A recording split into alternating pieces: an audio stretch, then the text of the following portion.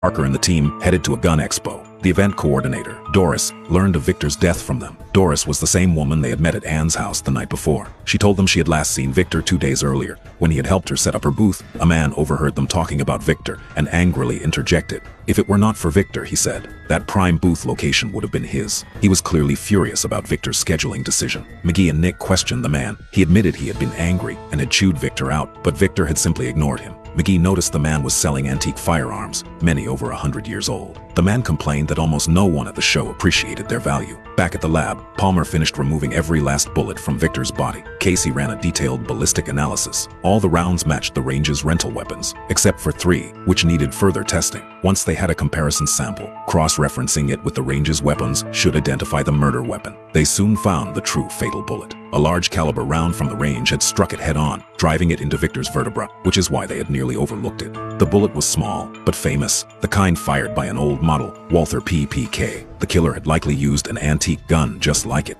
That was when McGee remembered the man at the expo who sold antique firearms. He and Nick tracked him down immediately. The man insisted he had not killed anyone. When they asked about the Walther PPK, he called it a fine weapon, hard to find these days. He owned only one, and he had sold it a few days earlier. He kept meticulous buyer records. The purchaser was Harry, the owner of Victor's bar. Harry was clearly hiding something. Jessica and Nick went to see him at once. The moment he saw them, he knew he was caught. Harry finally told them the truth.